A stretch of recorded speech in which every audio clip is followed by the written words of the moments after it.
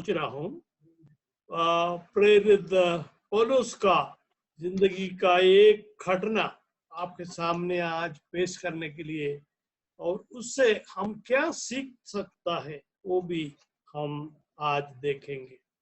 कि आपको मालूम है प्रेरित पौलुस शुरू में ईसाई लोगों का खिलाफ था, ईसाई लोगों को मारने के लिए बहुत कोशिश किया था, लेकिन एक बार प्रभु ने उनको पकड़ लिया। उसके बाद पौलुस ने सुसमाचार उस समय यूरोप का सभी देशों में, राज्यों में जाके सुसमाचार फैलाया है। और वो फैलाने के बाद वो ये भी चाहता था कि रोमा में भी जाके अपना यीशु मसीह के बारे में बताने के लिए। इसका क्यों ऐसा किया? क्योंकि वो हम पढ़ेगा तो वो रोमी साम्राज्य का नागरिक थे। उस रोमी साम्राज्य का नागरिक था। और वो प्रेरितों का काम का 23 का 27 में लिखा हुआ है कि वो रोमी साम्राज्य के नागरिक थे। और रोम उसे उस समय का सबसे बड़ा शहर भी था, सबसे बड़ा शहर रोम था। और प्रभु पौलुस को चुनाया कि वो जाके रोम में सुसमाचार फैलाना है। वो आप प्रेरितों का काम का 23 का अध्याय का 11वां आयत और 27वां आयत का 24वां आयत और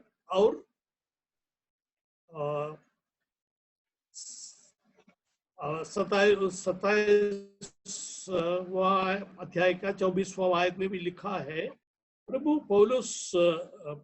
पौलुस को कि उधर रोमा में जाके प्रभु का एक गवाह बनने के लिए चुना है।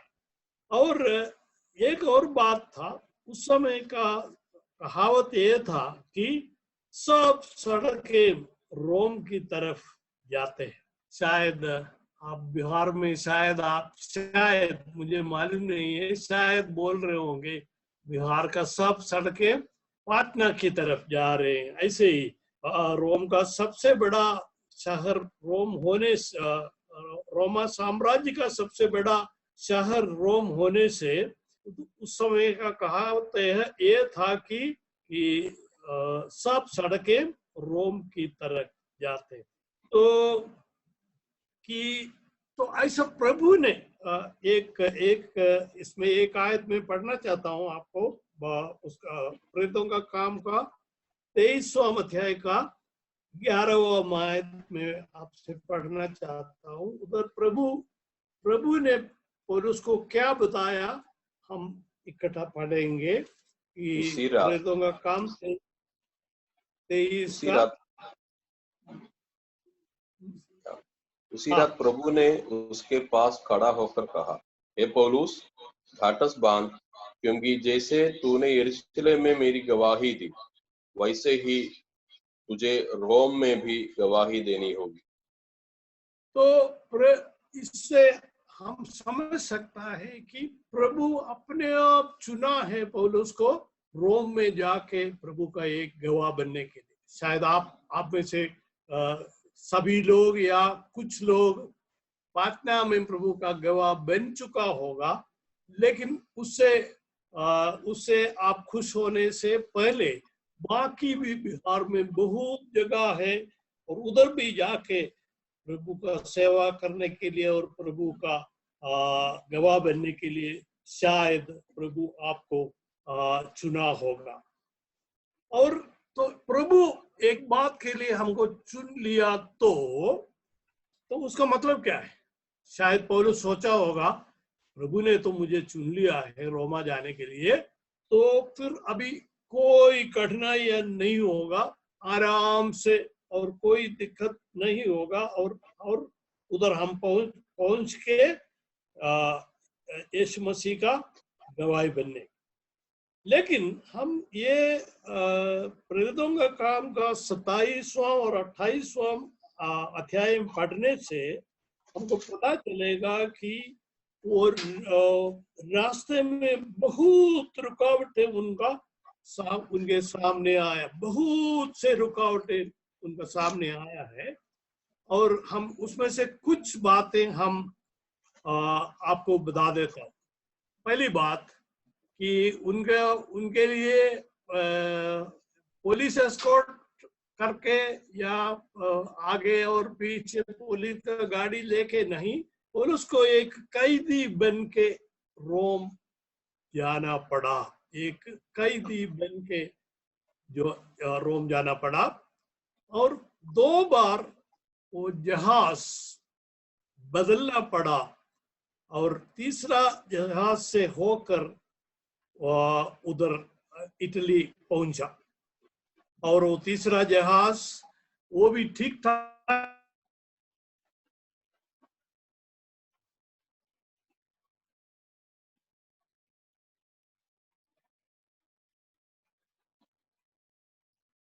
से नहीं पहुंचा। वो तीसरा जहाज कुछ जो है वो बहुत परेशान उठाना पड़ा। उसके लिए बहुत आयतें हैं। 27 का 4वां आयत, 7 से 10वां आयत, उसका 27 का 10वां आयत थोड़ा पढ़ लीजिए। 27 का 10वां आयत।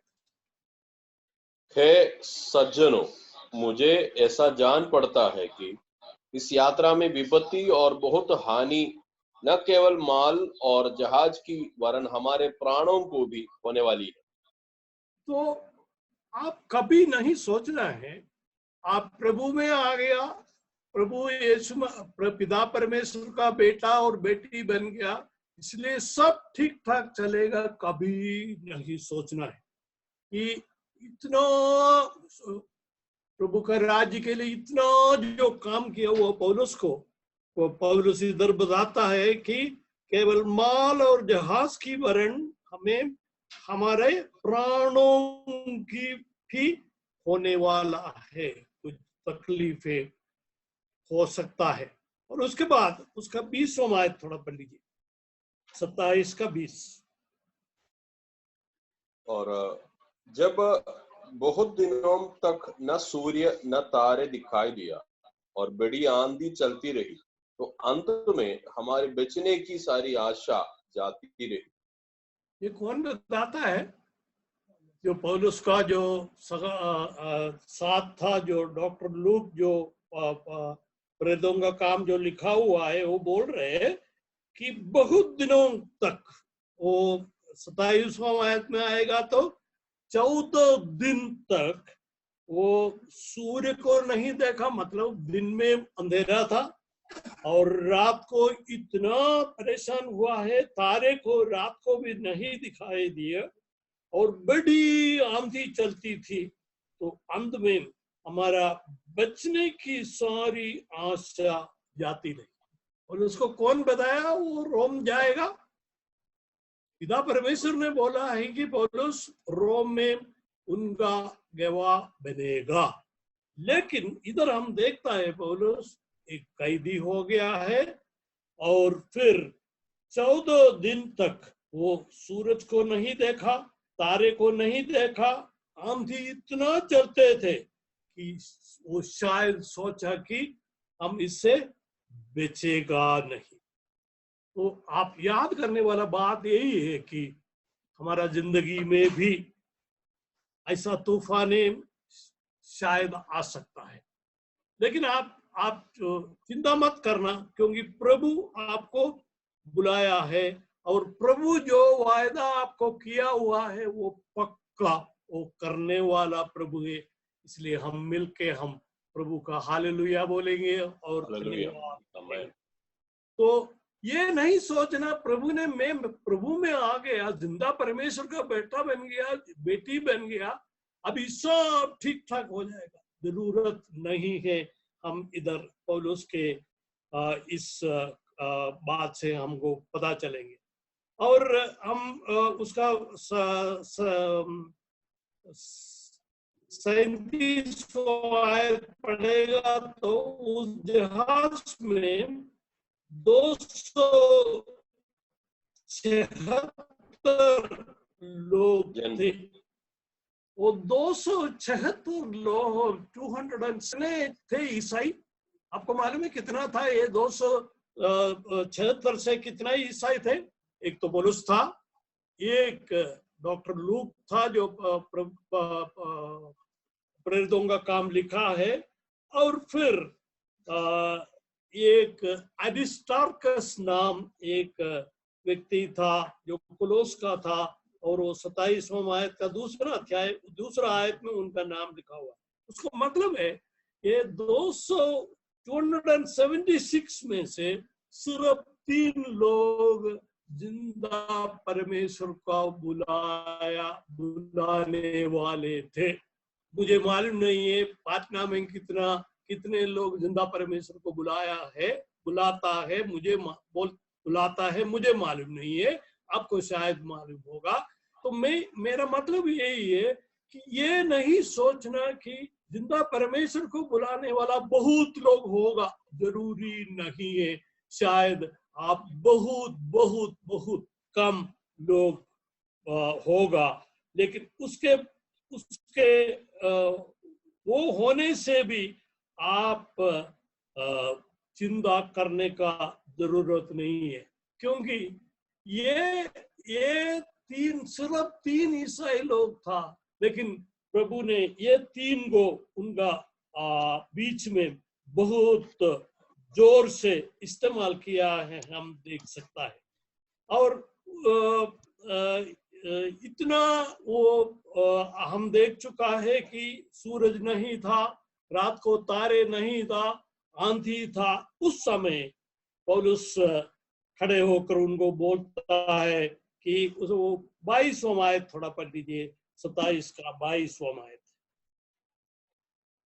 और परंतु अब मैं तुम्हें समझाता हूं कि ढाढ़स बांधो, क्योंकि तुम में से मैं भी आपको यही बताने वाला है।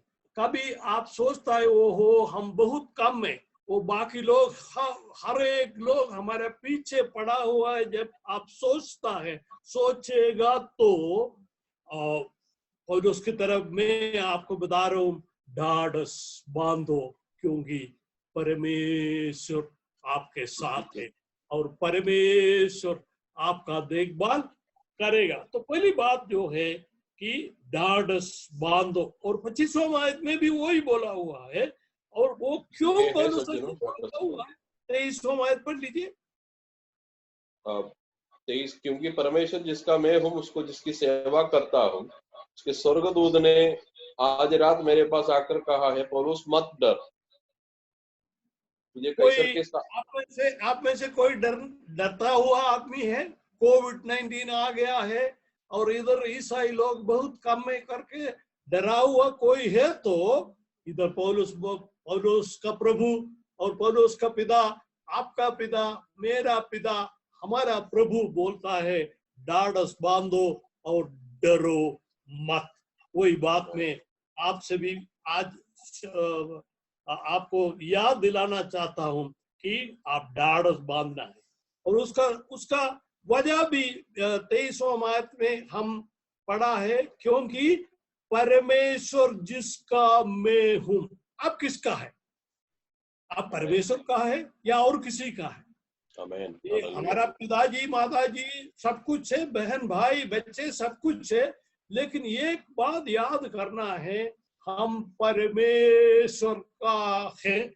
हमेशा आप और मैं परमेश्वर का है। वो ये ईसाईपन को आप याद करना है। आप वो आज अभी तक किया नहीं, आप अभी तक बताया नहीं है, तो आप आज से वो बताने का जरूरत है। और इसका 31वां आयत थोड़ा पढ़ लीजिए। 31वां आयत, 31 तो पौलुस ने सूबेदार और सैनिकों से कहा, यदि ये जहाज पर ना रहे तो तुम भी नहीं बच सकते। तो उधर उसके बीच में क्या हुआ कि कुछ नाविक लोग जो थे, वो लोग ये जहाज से भागना चाहता था। वो ताकि वो बिक जाएगा सोच के वो भागने के लिए जब कोशिश किया, पौलुस ने वो सूबेदार साहब को जो उनको बुला के बोला, ये लोग ऐसा भागने के लिए कोशिश करेगा तो वो लोग भी शायद मर जाएगा और हम भी मर जाएगा, तो वो जाना नहीं है बोला। और हम अभी पढ़ेंगे 27वां आयत पढ़।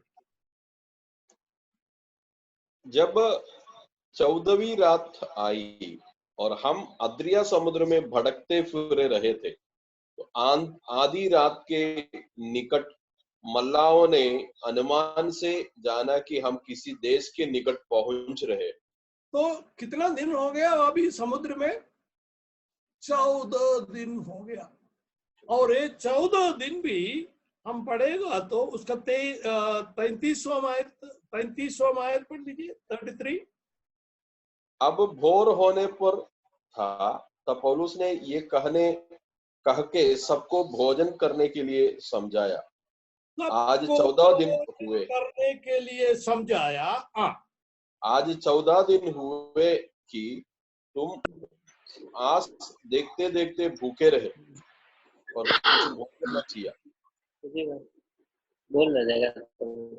तो क्या हुआ कि पौलुस को प्रभु ने भेज रहे रोम कि क्या 5 स्टार होटल से खाना खिला के भेज रहे। 14 दिन भूखा रहा। ये 276 जो लोग जो था वो जहाज में, वो 14 दिन शायद वो जहाज ऐसा उल्टा उल्टा कर रहा था कि वो खा नहीं पाए, शायद उल्टी आ रहे होंगे उनको। तो 14 दिन बिना खा के वो लोग घूम रहा था। तो अभी पौलुस बोलता है अभी खाओ। इसका मतलब जो बातें हमारे हाथ में हैं, खाना उधर था वो खा सकते थे, लेकिन वो लोग इतना डरते थे कि वो लोग खाते नहीं। तो जो बात हमारे पास है, खाना है, तो ये कोविड के समय में भी खाना खाने का जिम्मेवारी आपका है, मेरा है। वो प्रार्थना करने से आपका भूख कम नहीं होगा, वो खाना खाना जरूरी है। जो बात हम कर सकता है वो हम करना है और प्रार्थना भी जरूर करना है। लेकिन हम करने का जगह पे प्रार्थना करना वो ठीक नहीं है। हमसे जो काम कर सकता है वो हम करना जरूरी है, और उसके बाद प्रार्थना करने के लिए पौलुस इधर हमको सिखा रहे हैं। और ये ऐसा बोलने में कैसे उनको ये सब पता चला? क्योंकि वो आध्यात्मिकता और समझदारी दोनों को मिलाया पौलुस ने, कि प्रभु ने हमको समझदारी दिया हुआ है कि कोविड की, उसका मतलब मैं ये आपको बता दूंगा कि आपको मालूम है डॉक्टर्स अभी बोलता है कोविड का समय में एक दूसरा आदमी के साथ आदमी से कम 3 फीट 1 मीटर से 1 मीटर ज्यादा दूर रखना है। और जो तो वो जो बात जो है डॉक्टर्स सीख कर हमको सिखाया है। तो उसके बाद आप और मैं जाके किसी को गला लगाने का जरूरत नहीं है, गला लगाना नहीं चाहिए। तो और प्रार्थना करता है, सोच लीजिए मैं बोला वो डॉक्टर लोग कुछ भी बोलने दो, हम गला लगाएंगे, उसके बाद हम प्रार्थना करेंगे। ऐसा बोलने के लिए प्रभु हमको नहीं बुलाया हुआ है। समझदारी प्रभु जो हमको दिया हुआ है उसके साथ काम करने के लिए प्रभु हमको बुलाया है, वो याद रखना है। और दूसरा जो बात आप याद करने वाला बात जो है कि उसका 25वां आयत पर थोड़ा पढ़ लीजिए, 27। इसलिए हे सज्जनों, ढाढ़स बांधो, क्योंकि मैं परमेश्वर का विश्वास करता हूँ, जैसे मुझसे कहा गया है वैसा ही होगा। आमीन बोल सकता है? आमीन, हालेलुया। तो जो बात ये पवित्र शास्त्र में हुआ है, लिखा है, जो वचन में लिखा हुआ है, आपके लिए लिखा है, मेरे लिए लिखा हुआ है, हम जोर से बोलना है, हम डांड उठा के बोलना है कि परमेश्वर जो बोला हुआ है ऐसे ही होगा।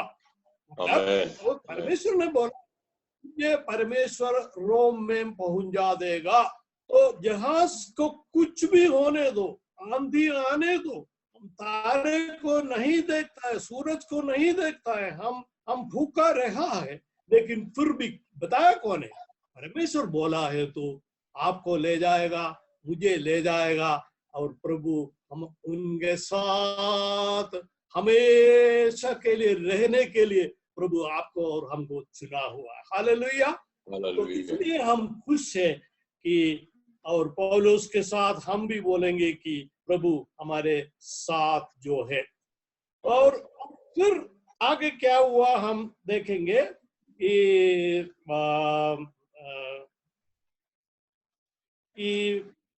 सैनिक लोग जो था वो क्या करने के लिए, कैदियों को मारने के लिए सोचा। हम पढ़ता है 27 का 42 से लेके 3 आयत पढ़ लीजिए। 42 से लेके 3 आयत पढ़ लीजिए।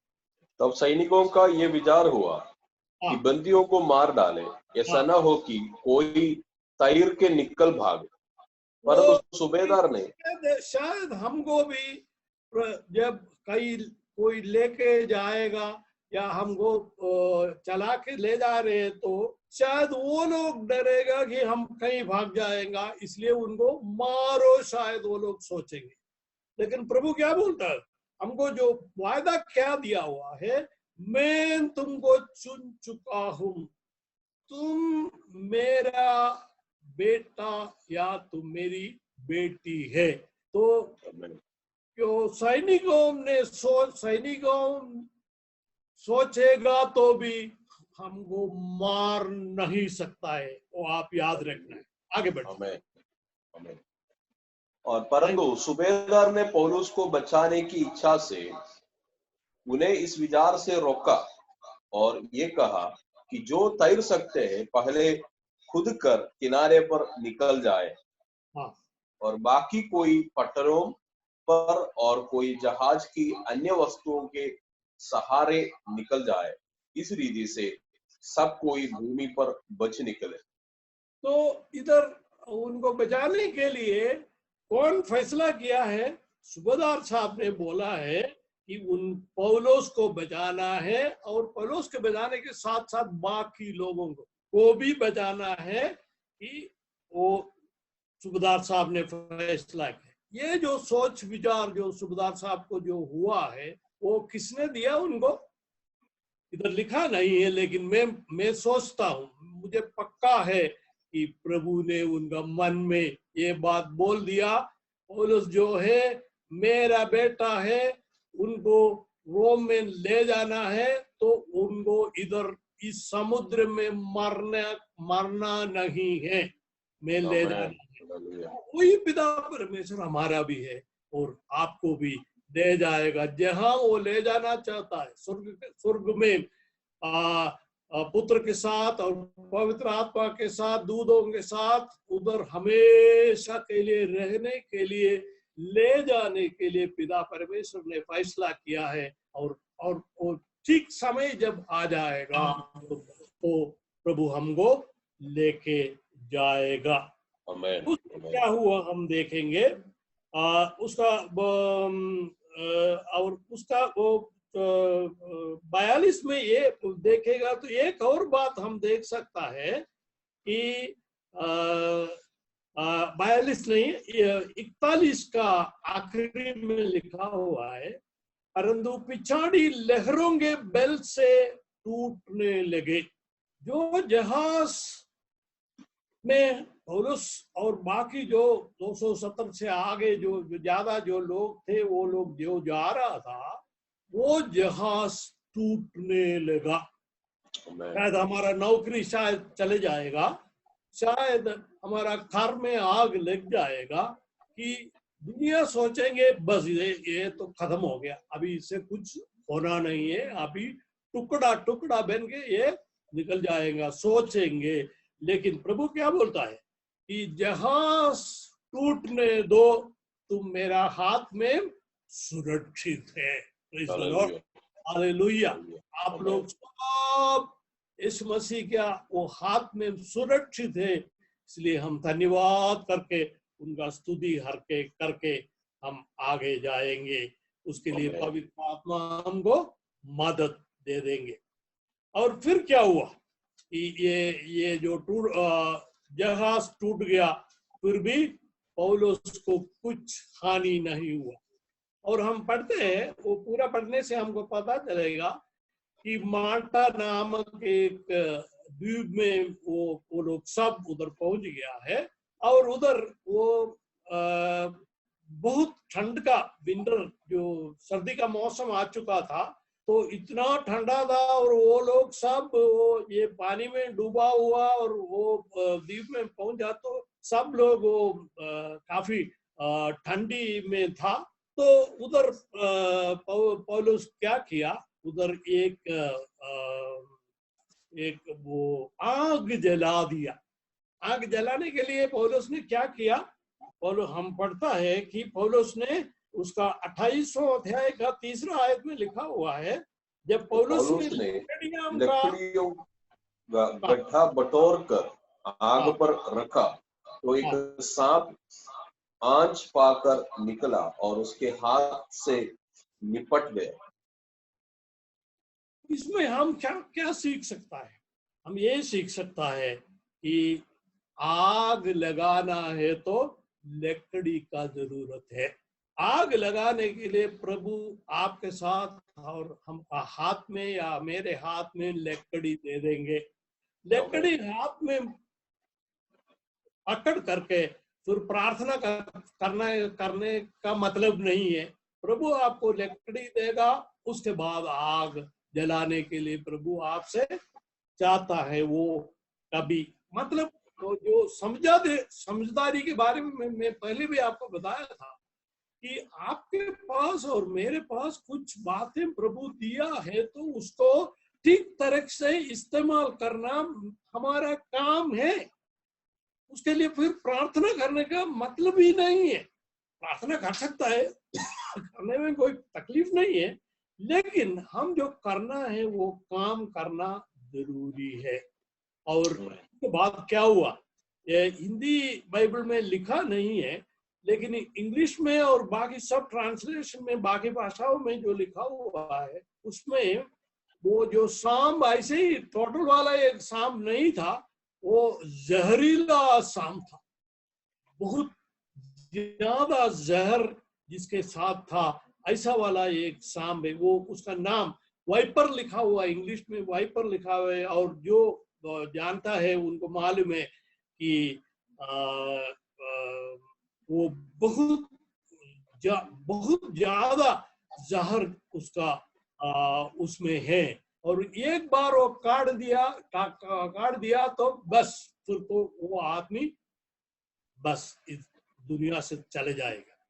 तो लेकिन ये जो इधर लिखा नहीं है, काटा या नहीं काटा लिखा नहीं है, लेकिन वो पौलुस का हाथ में वो ऐसे लटकाया है, तो उसका मतलब एक काट वो हाथ से लिपट गया लिखा हुआ है 3रा आयत में। तो मतलब है वो काटा होगा। तो आप याद रखना है, वो जहरीला सांप आपको काटने से भी आप प्रभु का काम में लगे रहता है, तो प्रभु को आपसे कुछ काम लेना है तो आपको कुछ नहीं होगा।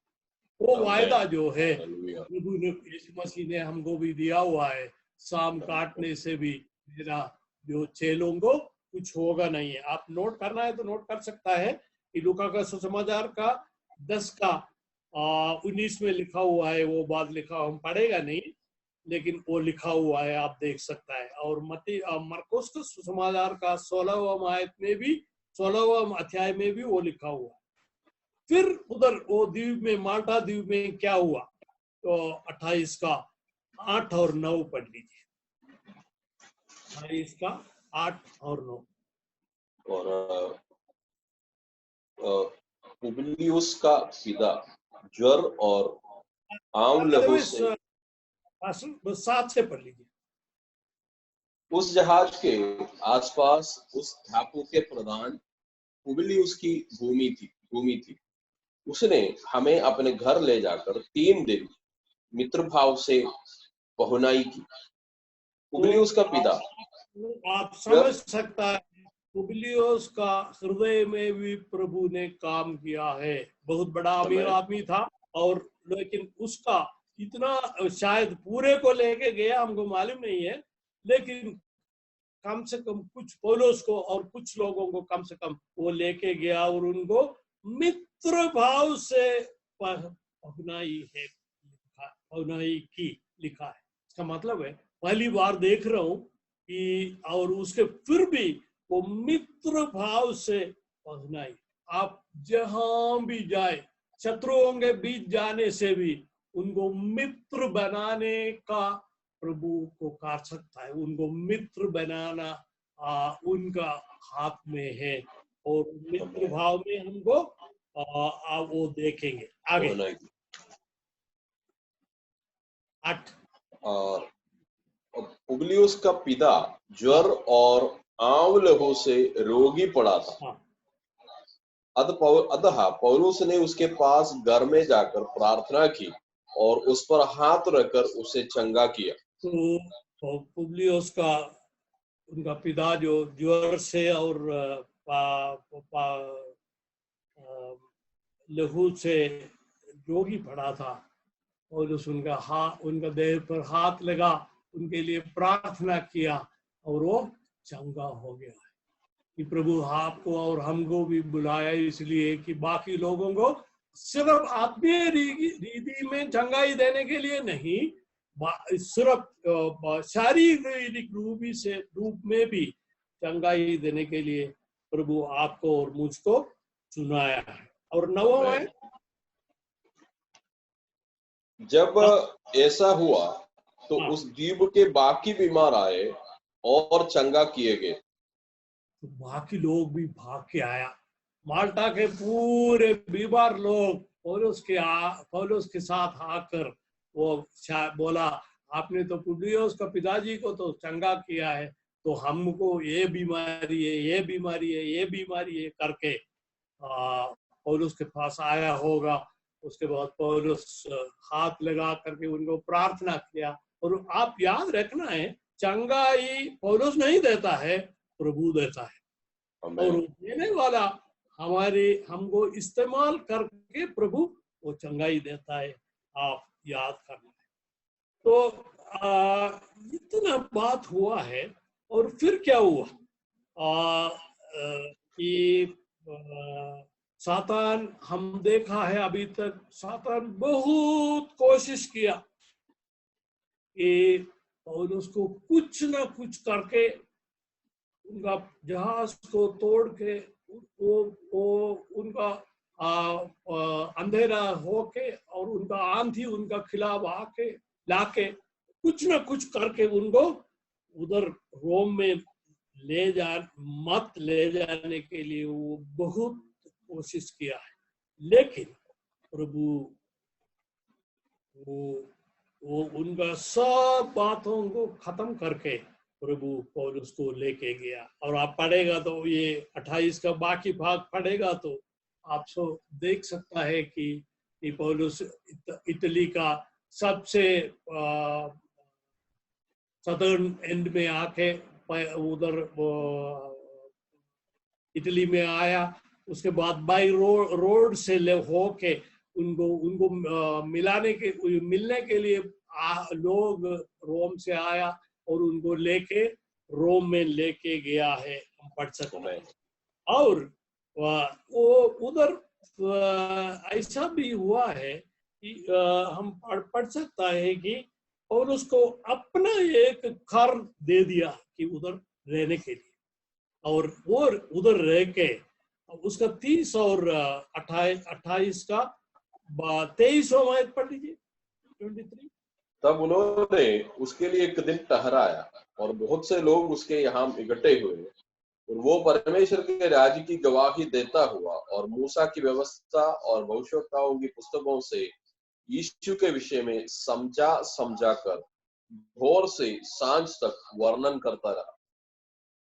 वो अपना घर में जाके सोने के लिए पौलुस नहीं गया है, वो परमेश्वर का राज्य के बारे में बोलने के लिए पौलुस को प्रभु ने इस्तेमाल किया। परमेश्वर का राज्य, यीशु मसीह के बारे में बोला होगा, मूसा के साथ बोला हो, यीशु के विषय में बोला, इधर लिखा भी है, समझा कर भोर से सांझ तक, सुबह से शाम तक। उनको बाकी कोर्ट के बारे में नहीं बोला है, उनको बाकी कोई अखबार में क्या आता है वो भी नहीं बोला है। उनका एक ही सब्जेक्ट है बोलने का, वो क्या है? परमेश्वर का राज्य और यीशु मसीह के बारे में। आमीन, हालेलुया। रहा और प्रभु हमसे यही चाहता है कि ये प्रभु के राज्य के बारे में बाकी लोगों को समझाना है, और बाकी लोगों को ये समझना चाहिए कि हम में कुछ फर्क है, बाकी लोगों के जैसा नहीं है, हम में कुछ फर्क है, उनको मालूम होना चाहिए। और अभी आखिरी में हम उसका 30 और 31 आयतें पढ़ेंगे। वो पूरे 2 वर्ष अपने भाड़े के घर में रहा और जो उसके पास आते थे उन सब से मिलता रहा और बिना रोक टोक बहुत निडर होकर परमेश्वर के राज्य का प्रचार करता और प्रभु यीशु मसीह की बातें सिखाता रहा। हालेलुया, आमीन, प्रेज द लॉर्ड। ये आपको किस लिए बुलाया है? आपको इसलिए बुलाया है, मैं सोचता हूँ आपको इसलिए बुलाया है अमेरिका भेजने के लिए नहीं, शायद नहीं। आप जहां भी हो, पटना में हो, बिहार का विलेज में हो, या इंडिया में और कई जगह प्रभु आपके भेज दे, उधर वो सब जगह में जाके बिना रोक टोक बहुत निडर होकर परमेश्वर का राज्य का प्रचार करता और प्रभु यीशु मसीह की बातें सिखाना है। आप पहले सीखना है, उसके परमेश्वर का राज्य में राजा कौन है आपको मालूम होना चाहिए, प्रजा कौन है आपको मालूम होना चाहिए, वो राजा के बारे में आप सिखाना है, वो प्रभु यीशु मसीह है सिखाना है, और यीशु मसीह क्या क्या आपके लिए करने के लिए लायक करता है वो आप देखना है, और वो यीशु मसीह को प्रभु मानने के लिए वो आप लोगों को निमंत्रण देना है। और मैं विश्वास करता हूँ पवित्र आत्मा आपके साथ है और पवित्र आत्मा है, आप ऐसा वाला एक निमंत्रण दे देगा तो लोग ये बात सुनेंगे। ये परमेश्वर का राज्य में मैं भी इस राज्य में शामिल होने के लिए मैं भी चाहता हूँ, और मैं यीशु मसीह को प्रभु आपको चुना है। मैं आखिरी में आपको मैं यही बोलना चाहता हूँ, कोविड-19 आने दो जाने दो, कोविड-20 आने दो, कोई फर्क नहीं पड़ता है। एक प्रभु का बेटा बेटी के लिए कोई फर्क पड़ता है। हम जैसा पौलुस किया है, हम भी प्रभु हमको किस लिए बुलाया है वो बात प्रभु में अपना पूरा भरोसा रख के आप करने के लिए मैं आपको आमंत्रित करता हूँ। और इतना मौका हमको दिया है और आपने सुन लिया, इसलिए धन्यवाद देता हूँ। और आप जब याद आता है उस समय हमारा और हमारा परिवार के लिए भी प्रार्थना करने के लिए आपको विनती करता हूँ।